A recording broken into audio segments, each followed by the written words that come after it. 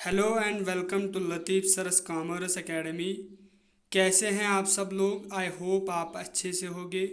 This is Asif Rafiq with lecture number 2 on Indian national movement. Guys, lecture start करने से पहले I am very thankful to you.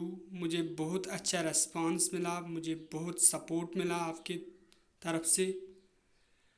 बहुत सारे calls, बहुत सारे मैसेजेस मैंने रिसीव की।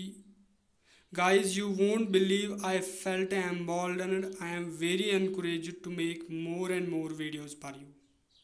जिसके लिए मैं आपको तहे दिल से शुक्रिया अदा करना चाहता हूँ। तो गाइस, आज मैंने आपके लिए लेक्चर 2 लाया है, जो Indian national Congress which will be in continuation to Indian national Congress. और हम इस लेक्चर में डिस्कस करेंगे moderates and rise of extremism, जिसका दूसरा नाम है नियो नेशनलिज्म। तो गाइस, आपको याद होगा पिछले लेक्चर में हमने, जो हमारा पहला लेक्चर था, उसमें हमने इंडियन नेशनल कांग्रेस को डिस्कस किया था। उसके मुतल्लिक कुछ बेसिक इन्फॉर्मेशन हमने जानी थी। आज हम कंटिन्यू करेंगे इंडियन नेशनल कांग्रेस के मुतल्लिक कुछ और इन्फॉर्मेशन जानेंगे, कुछ और चीज़ें हम डिस्कस करेंगे about the Indian national Congress. तो पिछले लेक्चर में हमने पहले देखा था background of Indian national Congress, फिर हमने देखा था फाउंडर कौन था इंडियन नेशनल कांग्रेस का, फिर हमने कुछ इम्पॉर्टेंट सेशंस और उनके प्रेसिडेंट्स देखे थे। आज हम इस लेक्चर में पहले डिस्कस करेंगे AIIMS and objectives of Indian national Congress. Guys, हम सबको पता है it is the rule of nature, ये कायनात का दस्तूर है कि जब ही हम किसी नए चीज़ को बनाते हैं we set some aims and objectives for that. On the similar lines, जब इंडियन नेशनल कांग्रेस को इस्टेब्लिश किया गया, कुछ एम्स एंड ऑब्जेक्टिव्स तैयार किए गए। Some aims and objectives were set in the light of which this organisation had to work, जिनको मद्देनज़र रखते हुए इस ऑर्गेनाइजेशन ने अपना काम स्टार्ट किया और अपना काम कंटिन्यू रखा। तो इन्हीं एम्स एंड ऑब्जेक्टिव्स को हम इस लेक्चर में जानेंगे। First objective was to develop and propagate an anti colonial nationalist ideology. क्योंकि मैंने आपको पहले ही लेक्चर में बोला था, at the time of formation of INC, जो इंडिया था it was the colony of Britain. ये ब्रिटेन के अंडर आता था, ये ब्रिटेन की कॉलोनी हुआ करती थी और यहाँ पर एक कॉलोनियल रूल चलता था।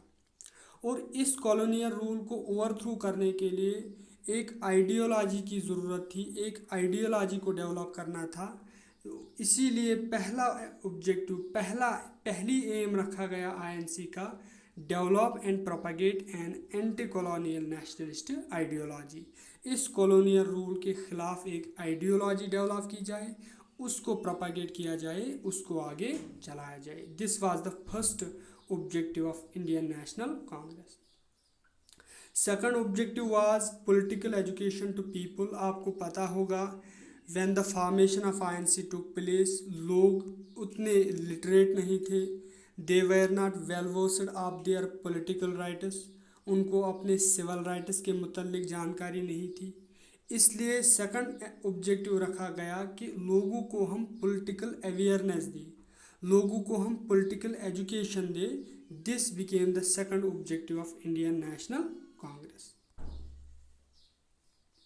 Third objective was found a democratic nationalist movement, यानी कि एक ऐसी मूवमेंट तैयार की जाए जो डेमोक्रेटिक हो, यानी कि जिसमें हर तरह के लोग इक्वली पार्टिसिपेट करें, चाहे वो पीजेंट हो, चाहे वो फार्मर हो, चाहे वो किसी भी पेशे से हो, अपर क्लास से हो, लोअर क्लास से हो। एक मूवमेंट तैयार किया जाए जिसमें सबकी पार्टिसिपेशन हो और जो नेशनलिस्ट, जो नेशनल लेवल पे काम करे, यानी कि इन अदर वर्ड्स हम ये कह सकते हैं nation building was the third important aim and objective of Indian national Congress.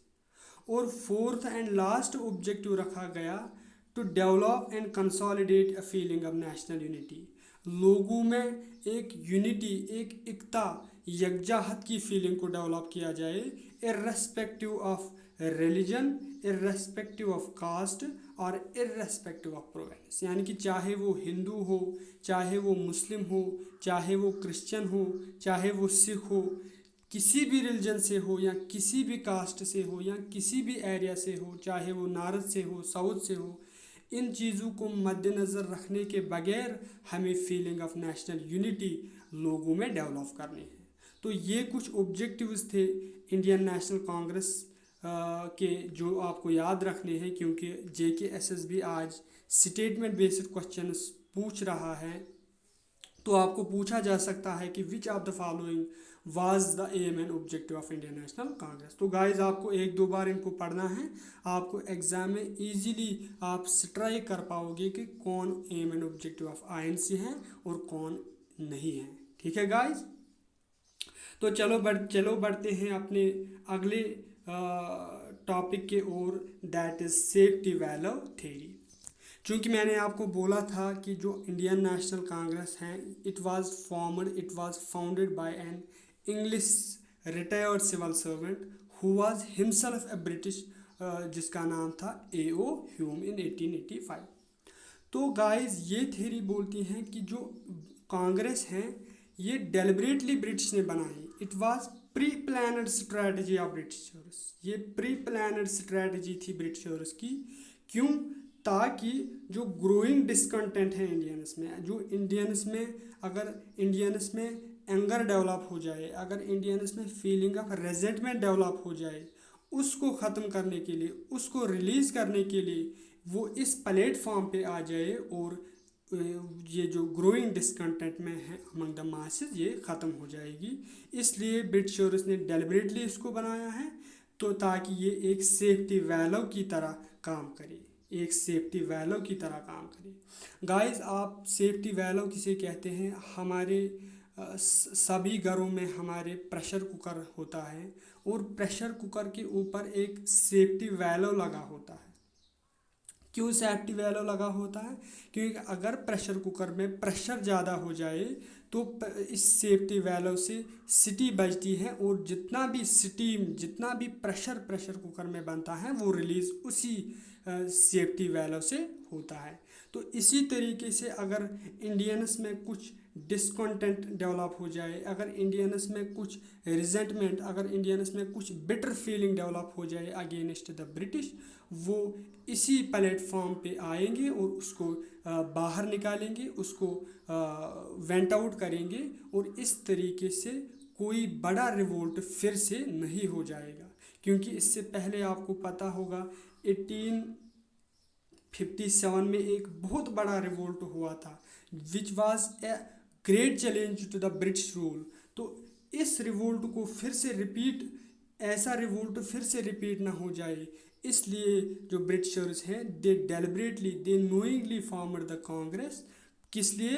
In order to provide safe, mild and peaceful constitutional outlet for rising discontent among masses otherwise violent revolt. ठीक है, ताकि कोई बड़ा रिवोल्ट फिर से ना हो जाए, इसलिए जो ब्रिटिशर्स हैं उन्होंने ये डेलिबरेटली इंडियन नेशनल कांग्रेस बनाया था।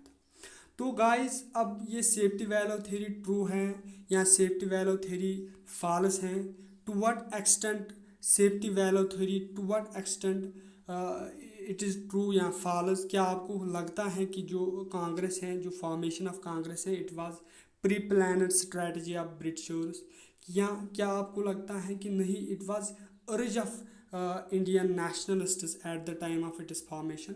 ये मैं आपके ऊपर छोड़ता हूँ, आप मुझे कमेंट सेक्शन में बोलोगे कि क्या आपको लगता है, क्या ये प्री प्लानड स्ट्रैटेजी थी या ये प्री प्लानड स्ट्रैटेजी नहीं थी। ठीक है गाइस, तो चले हम बढ़ते हैं अपने अगले स्लाइड के ओर, which is selected opinions about the Indian national Congress. बहुत सारे लोगों ने अपने ओपिनियंस दिए हैं, बहुत सारों ने क्रिटिसाइज़ किया है, बहुत सारों ने इसको डिफेमेशन करने के लिए बहुत सारों ने अपने अपने स्टेटमेंट्स दिए हैं। उनको हम डिस्कस करेंगे। गाइस आपको लगेगा कि ये सिलेक्टेड ओपिनियंस हमें इनको क्या करना है, लेकिन यू वोंट बिलीव बहुत सारे क्वेश्चंस, बहुत सारे एग्जाम्स में इस तरह के क्वेश्चंस आए हुए हैं। मैं आपको दिखाऊंगा जब मैं एमसीक्यू सेशन लाऊंगा। बहुत सारे एग्जाम्स में लिखा था कि who said INC is a begging institute. ठीक है गाइस, तो आपको इन सिलेक्टेड ओपिनियंस को एक दो बार पढ़ना है। फर्स्ट ओपिनियन जो है वो मैंने लिखा है लॉर्ड कर्जन का। लॉर्ड कर्जन जो who is famous for the partition of Bengal in 1905, जो हम अगले लेक्चर में पढ़ेंगे। उसने बोला था कि Congress is a tottering to its fall and one of my great ambitions while in India is to assist it to a peaceful demise. यानी कि जो कांग्रेस है ये ट्यूटर हो रही है, ये कोलैप्स हो रही है, it is about to fall, ये गिर रही है, और मेरा मकसद है कि इसको मैं पीसफुली ख़त्म करूँ, इसको मैं पीसफुल डिमाइज करूँ। ये मेरा एम है, ये मेरा एम्बिशन है। तो आपको क्या करना है, you have to use a retrieval clues to remember this statement. Retrieval clues का मतलब होता है आपको एक हिंट रखनी है। फॉर एग्जांपल इस स्टेटमेंट में आप हिंट रख सकते हो ट्यूटरिंग। जब भी आप किसी स्टेटमेंट में ट्यूटरिंग देखोगे तो आपको याद आ जाएगा कि this was statement said bye Lord Curzon. इसके बाद दूसरा स्टेटमेंट जो लॉर्ड डुफ्राइन ने दिया है, who was viceroy at the time of its formation, उसने बोला था INC represents only a microscopic minorities. तो आपको याद रखना है जब भी आपको माइक्रोस्कोपिक माइनॉरिटीज़ आएगा तो it will help you, it will ये आपको याद करने में मदद देगा कि ये लॉर्ड डुफ्राइन ने कहा था। उसके बाद एक इम्पॉर्टेंट एक्सट्रीमिस्ट लीडर जिसका नाम है अरबिंदो घोष, उसने बोला है कि INC is a begging institute. और बाल गंगाधर तिलक जिसको कहा जाता है पॉइनर ऑफ एक्सट्रीमिज्म, ये भी एक एक्सट्रीमिस्ट लीडर था। उसने कहा था INC should distinguish between begging and claiming rights. यानी कि भीख मांगना और अपने राइट्स को मांगना, इस के दरमियान आईएनसी को फ़र्क करनी चाहिए, क्योंकि आईएनसी जो है ये एक बेगिंग इंस्टीट्यूट बन गया है, ये ब्रिटिश के सामने बेग कर रहा है। ठीक है गाइस, तो ये स्टेटमेंट्स आपको याद रखने हैं। कुछ और मैंने लिखे हैं। आरसी दत्त जो एक और इंडियन फ्रीडम स्ट्रगलर था, उसने कहा है कि Britishers using Congress as a tool. ठीक है, और बिपिन चंद्र पाल जो एक और एक्सट्रीमिस्ट लीडर हैं, उसने इंडियन नेशनल कांग्रेस को क्रिटिसाइज करते हुए कहा कि Indian national Congress is playing with bubbles. जिस तरीके से पानी के बुलबुले होते हैं उनसे खेलने के मानदंड इंडियन नेशनल कांग्रेस है। यानी कि इंडियन नेशनल कांग्रेस जो है it is similar to playing with bubbles, जो पानी के बुलबुले होते हैं उनके खेलने के मानदंड इंडियन नेशनल कांग्रेस है। और एक ब्रिटिशर हैं जिसका नाम है CR एंड्रयू, उसने कहा है कि जो इंडियन नेशनल कांग्रेस है उसकी फॉर्मेशन को इसने कहा है मिथ, ये एक झूठ है। ठीक है, तो CR एंड्रयू ने ही advocated the safety value theory, उसने सपोर्ट किया है सेफ्टी वैल्यू थ्योरी को और कहा है कि it is formation is a myth. ठीक है गाइस, तो this was all about Indian national Congress. अब हम नया टॉपिक स्टार्ट करेंगे, नया टॉपिक जिसका नाम है moderates and rise of extremism. पहले हम मॉडरेट्स को डिस्कस करेंगे और उसके बाद हम डिस्कस करेंगे राइज ऑफ एक्सट्रीमिज्म, जिसको हम दूसरा नाम कहते हैं नियो नेशनलिज्म। ठीक है गाइस, तो पहले ही मैंने आपको बोला कि इंडियन नेशनल कांग्रेस की एस्टैब्लिशमेंट कब पड़ी, इन 1885।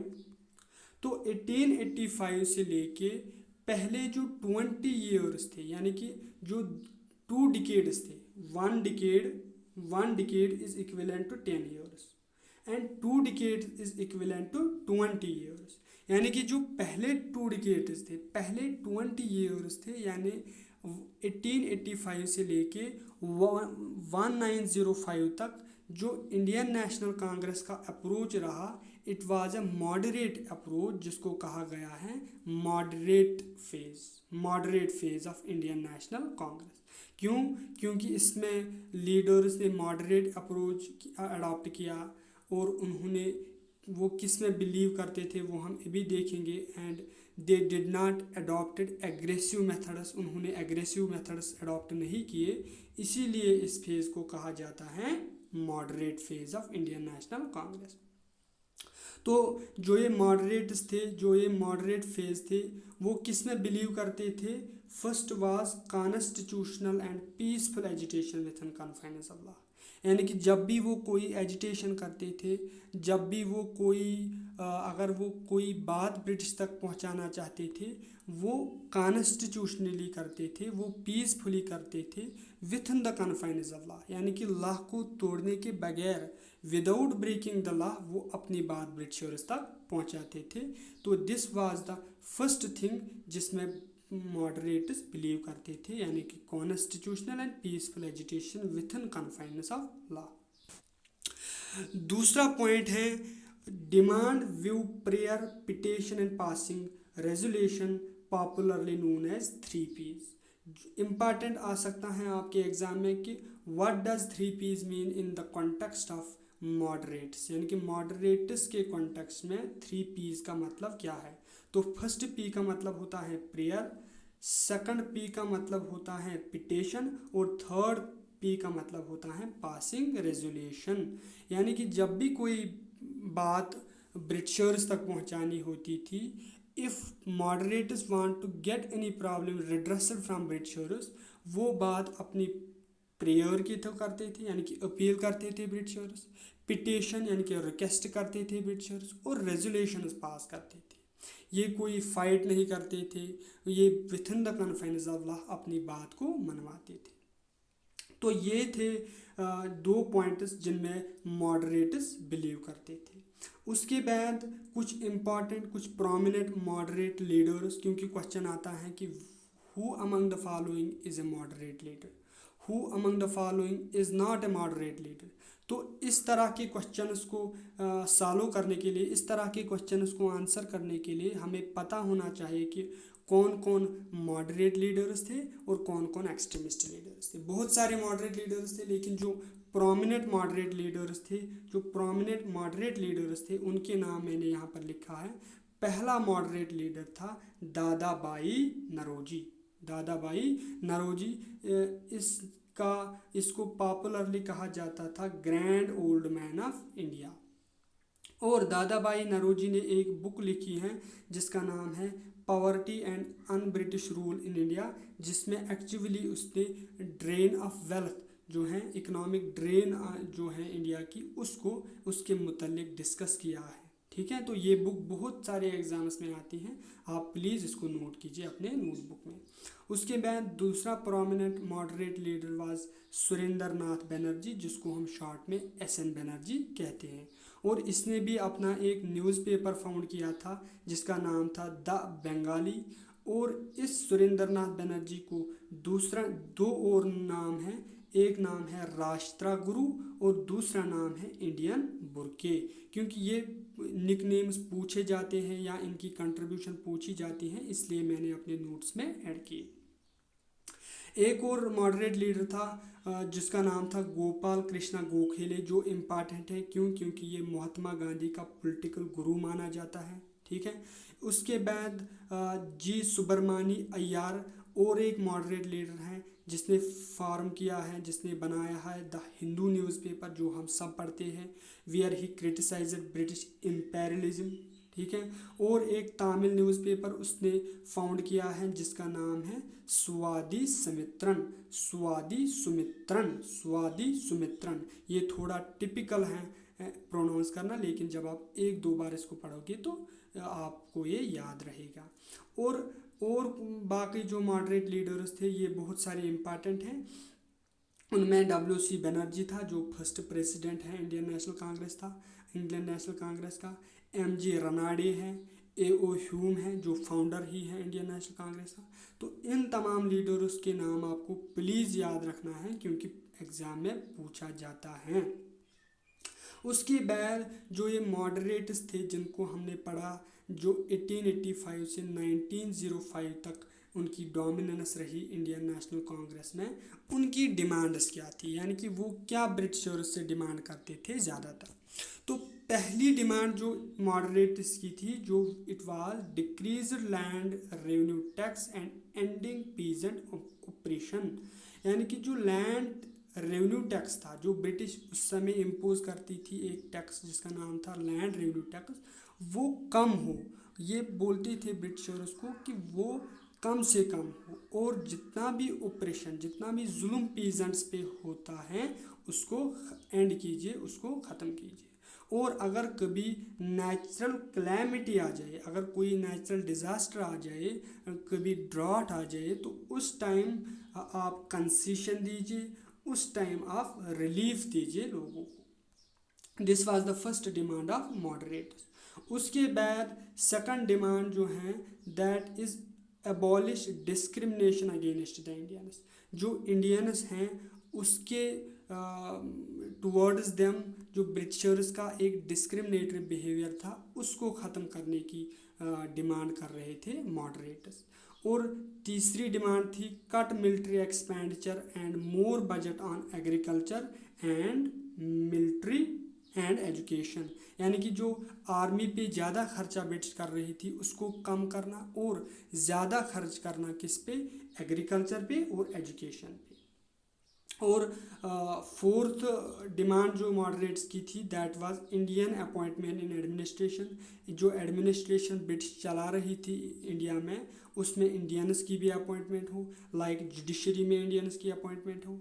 और सिविल राइट्स की बात ये कर रहे थे, for example freedom of speech की बात कर रहे थे, फ्रीडम ऑफ एक्सप्रेशन की बात कर रहे थे, फ्रीडम ऑफ प्रेस की बात कर रहे थे। क्योंकि जो प्रेस था वो उस समय ब्रिटिश ने डोमिनेट करा हुआ था, उस समय उस ब्रिटिशर्स का कंट्रोल हो रहा था। तो इसकी बात भी जो मॉडरेट्स हैं उन्होंने कही। उसके अलावा उन्होंने एक और बात की और डिमांड की that was political reform on democratic lines, यानी कि इंडिया में जो एडमिनिस्ट्रेशन हो रही है इसमें इलेक्शंस हो ताकि जितने भी काउंसिल्स हो, जितने भी हाउसेस हो, इस उनमें इंडियंस की भी एंट्री हो। तो these were the demands of moderates. ये हमने कुछ जाना मॉडरेट्स के मुतल्लिक, पहले मॉडरेट फेज़ का टेनवर कहाँ से कहाँ तक है, ये किन पॉइंट्स में बिलीव करती हैं। आपको यही डायरेक्टली नहीं पूछा जा सकता है, इन अदर वर्ड्स में पूछा जा सकता है, लेकिन उसका क्रक्स यही यही होगा, तो आपको ज़रूर याद रखना है। उसके बाद कुछ प्रोमिनेंट मॉडरेट लीडर्स, इनकी डिमांड्स, और उसके बाद हम डिस्कस करेंगे अब राइज ऑफ एक्सट्रीमिज्म और नियो नेशनलिज्म। तो गाइस जो 1905 में एक नए ग्रुप ऑफ लीडर्स इमर्ज हुए जो कि बहुत ही यंग थे, बहुत ही जवान थे। मैं अभी बोलूँगा कौन प्रोमिनेंट एक्सट्रीमिस्ट लीडर्स हैं। तो उन्होंने एक नया थॉट स्टार्ट किया, उन्होंने एक नई मूवमेंट स्टार्ट की जिसको कहा जाता है एक्सट्रीमिज़म, यानी कि the period from 1905 to 1919 was known as an era of extremism in the Indian national movement। और इन एक्सट्रीमिस्ट्स को दूसरा नाम कहते हैं एग्रेसिव नेशनलिस्ट, यानी कि उन्होंने ब्रिटिशर्स ये नहीं मानते थे कि हम ब्रिटिशर्स को पिटिशन, हम ब्रिटिशर्स को रिक्वेस्ट डालें, हम ब्रिटिशर्स को अपील करें कि हमारी ये प्रॉब्लम है। ये कहते थे कि हमें बोल्ड मीन्स के थ्रू, हमें एग्रेसिव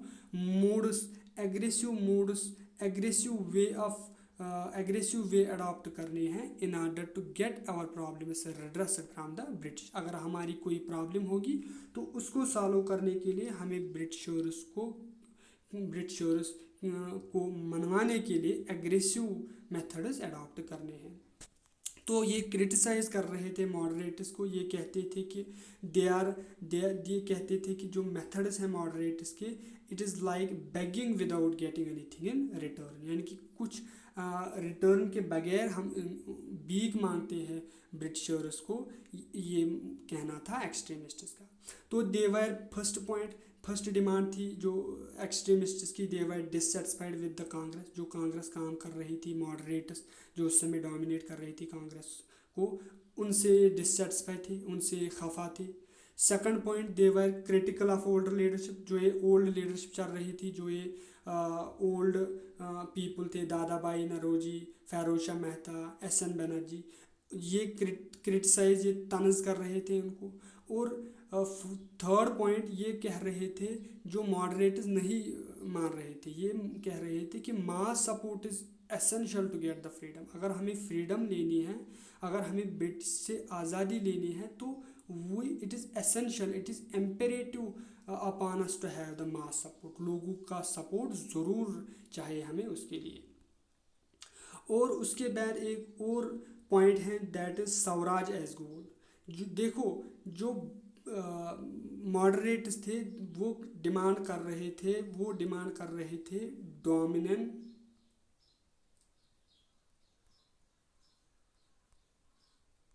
वो डिमांड कर रहे थे डोमिनियन स्टेटस। यानी कि वो कह रहे थे हम ब्रिटिश के अंडर ही रहेंगे, लेकिन हम खुद रूल करेंगे। लेकिन जो एक्सट्रीमिस्ट थे वो कह रहे थे नहीं, हमें कंप्लीट इंडिपेंडेंस चाहिए, हमें ब्रिटिशर्स को यहाँ से भगाना है और हमें कंप्लीट इंडिपेंडेंस चाहिए, हमें ब्रिटिश के अंडर नहीं रहना है। तो इसीलिए बाल गंगाधर तिलक ने एक स्लोगन दिया था, Swaraj is my birth right and I shall have it. तो स्वराज किनका गोल था? Was it a goal of extremists और was it a goal of moderates? तो इसका आंसर है एक्सट्रीमिस्ट्स। और इनका मानना था military approach in political work. ये कहते थे बम डालो, ये कहते थे अगर खुद को पर्सनल सेक्रीफाइस करना है, अगर खुद भी मरना पड़े तो मरो, लेकिन ब्रिटिशर्स को भी मारो। तो this was the ideology of extremists, ये आपको ज़रूर याद रखना है। उसके बाद कुछ एक्सट्रीमिस्ट लीडर्स जो बहुत ही इम्पॉर्टेंट हैं, जिनमें पहला है बाल गंगाधर तिलक, दूसरा है लाला लाजपत राय, तीसरा है बिपिन चंद्र पाल। ठीक है, तो बाल गंगाधर तिलक जिसको कहते हैं पॉइनर ऑफ एक्सट्रीमिज्म, यानी कि जो फाउंडर हैं एक्सट्रीमिज्म का, वो यही बाल गंगाधर तिलक हैं, जिसको शॉर्ट में बीजी तिलक कहते हैं। और ये महाराष्ट्र का रहने वाला था। इसने 2 इम्पॉर्टेंट न्यूज़पेपर्स शाया किए हैं। पहला है केसारी, जो मराठी लैंग्वेज में था, और दूसरा है मराठा, जो कि इंग्लिश लैंग्वेज में था। उसके बाद उसने रीऑर्गेनाइज किया है 2 फेस्टिवल। पहला फेस्टिवल है गणपति फेस्टिवल, दूसरा फेस्टिवल है शिवाजी फेस्टिवल। बहुत सारे एग्जाम्स में पूछा गया है। उसके बाद और एक important extremist leader Lala Lajpat Rai था, जो पंजाब के रहने वाले थे। और Lala Lajpat Rai he died eight Lahore इन 1928 इन लाठीचार्ज। वो साइमन कमीशन, जिसको हम आगे डिस्कस करेंगे। और गाइस, आपको पता होगा कि क्लास 4th में जो क्वेश्चन पूछा गया था वो यही था कि कौन सा लीडर लाठीचार्ज में लाहौर में 1928 में मारा गया? तो उसका आंसर था लाला लाजपत राय। आप अगर पेपर भी देखोगे तो ये क्वेश्चन आप देखोगे। उसके बाद बिपिन चंद्र पाल, जो कि बंगाल के रहने वाले थे, उसने भी एक इंग्लिश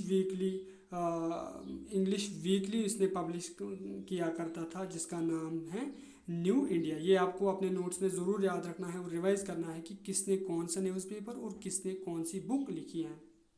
उसके बाद और एक अरबिंदो घोष, जो बिपिन चंद्र पाल की ही तरह बंगाल के रहने वाले थे, और इसने भी एक बंगाली डेली पब्लिश करते थे, जिसका नाम है जुगंतरा।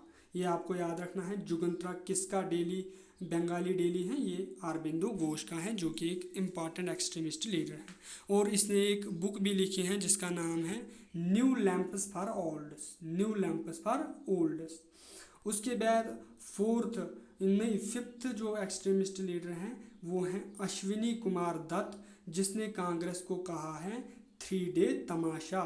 इसने कांग्रेस को क्या कहा है? 3 डे तमाशा। ये आपको इम्पॉर्टेंट याद रखना है, क्योंकि ये पूछा जाता है कि कांग्रेस को किसने कहा है 3 डे तमाशा। ओके गाइस, वीडियो की लेंथ बहुत इंक्रीज हुई है, it is 30 minutes, half an hour. तो मैं आज का लेक्चर यही पर वाइंड अप करता हूँ, क्योंकि मुझे डिस्कस करना था causes behind the rise of extremism. ये हम अगले लेक्चर में डिस्कस करेंगे। Thanks guys for watching this lecture. Please, अगर आपको लगे कि ये लेक्चर आपके लिए फ्रूटफुल हैं, this is helping you. Please like share and comment my video. और अगर आप में से कोई नया हो इस चैनल पे तो please Latif sir commerce academy को सब्सक्राइब कीजिए।